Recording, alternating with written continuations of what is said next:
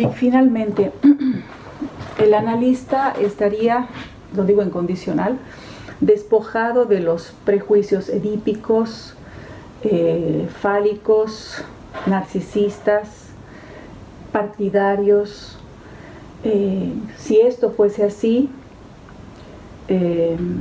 entonces estamos ante una imposibilidad de responder por la vía del significante. En ese sentido, ¿qué le queda al analista para saber responder y saber alojar ese insoportable del infans que no siempre habla? Efectivamente, probablemente el infans, si tomamos la etimología latina del que no habla, efectivamente nos convoca más a lo que es este silencio. Por lo tanto, el hecho de no hablar no es necesariamente un silencio, en el sentido del silencio de la pulsión de muerte que trabaja en silencio. Esto es un modo de silencio, muy distinto del infans que no habla, pero que es completamente atravesado por el otro, y desde el primer día de su venida al mundo está completamente encontrando, haciendo la experiencia del encuentro con este baño de lenguaje en el cual se está sumergido.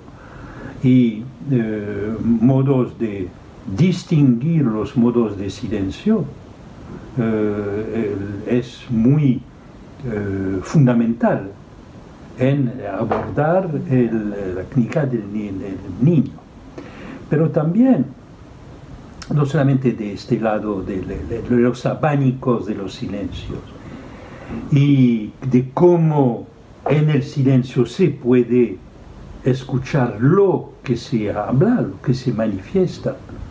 Esto es una de las cosas que son muy presentes en la clínica, por ejemplo, del autismo, una clínica tan fundamental para, digamos, acompañar o preguntarnos sobre si nuestra acogida de estos silencios o de estas dificultades de entrar en el otro, y no solamente esta dificultad del lado de la psicosis, sino también del autismo y por supuesto de las neurosis, y cómo se articulan todos estos modos de entrar con una particularidad en el montaje real, simbólico, imaginario. Es algo que es a lo más agudo. Y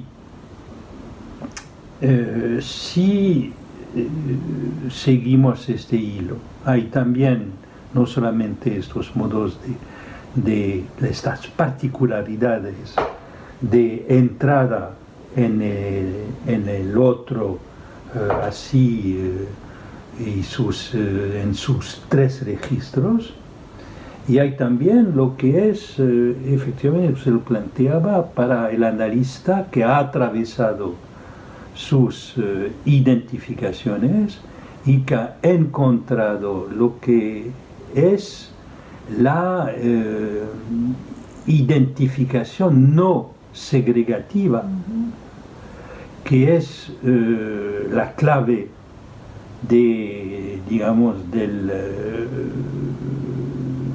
que escuchamos resonar en los testimonios del pase, en el cual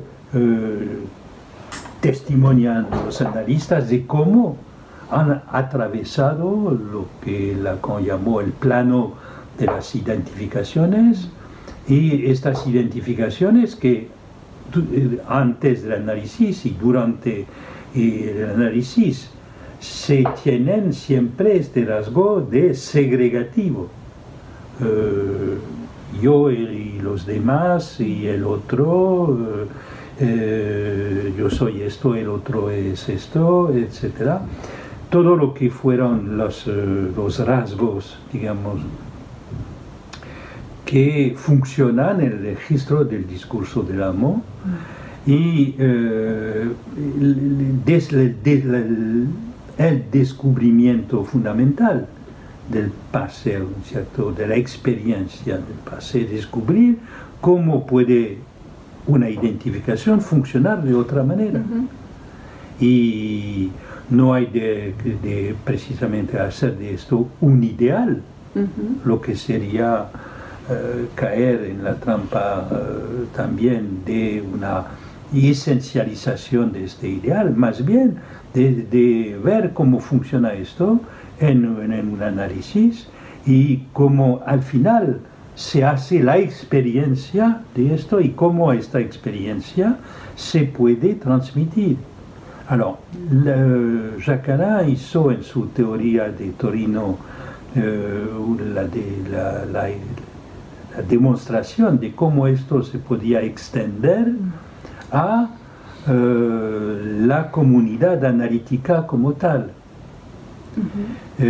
Cómo los analistas pueden vivir en su modo de organización, pueden vivir en identificaciones no segregativas. Pero con lo que fue efectivamente la experiencia o la propuesta Zadig, era de extender esto no solo entre los analistas, entre ellos, pero tratar de tocar a los otros discursos, es decir, el discurso del amor, por un lado, y el discurso feminista, el discurso de la histeria, por otro lado. Ver cómo, ni hablar del discurso universitario también, que podría beneficiar de esta perspectiva. Esto es algo que muy útil para acoger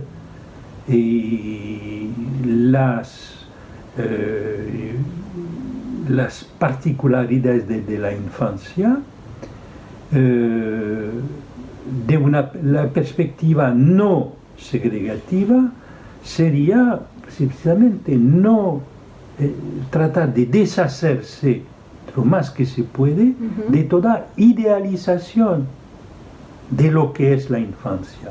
Alors, no solamente como fue en la época de Freud, el escándalo de decir que no eran estas cosas tan inocentes pero que tenían pulsiones sexuales, pero leerlo en el contexto contemporáneo es precisamente todo un esfuerzo, porque una de las lecturas erróneas fue de cristalizar, de esencializar el niño en la infancia con pulsiones sexuales. Entonces los adultos podían también aprovecharse de esto y sexualizar el niño. Y lo que fue, digamos, la presencia en nuestra civilización de la interrogación sobre la pedofilia, sea en del lado del los discursos de las instituciones religiosas, sea la dificultad que tiene la Iglesia Católica con esto y sus esfuerzos para poder tener un discurso sobre esto, se ve que no es fácil, pero ahora con la extensión del Me Too hasta la infancia, se ve que hay que hacer un esfuerzo más de interpretación claramente para, digamos, aclarar que el hecho de suponer, hacer la hipótesis y constatar la hipótesis de pulsiones de una sexualización infantil. Por lo tanto, esto no es una autorización o pensar que la pedofilia sería, digamos, solo el hecho de aceptar, de sexualizar los sexualizados. No, es una imposición, es una dominación y es todo esto que hay que ser precisamente aclarado de la buena manera.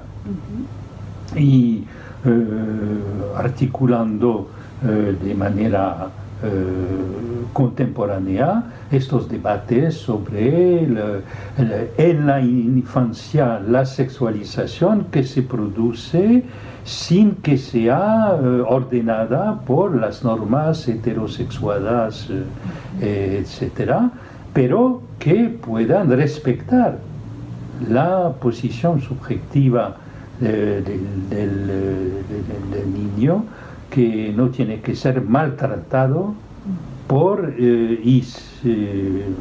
precisamente tener esta sexualidad infantil.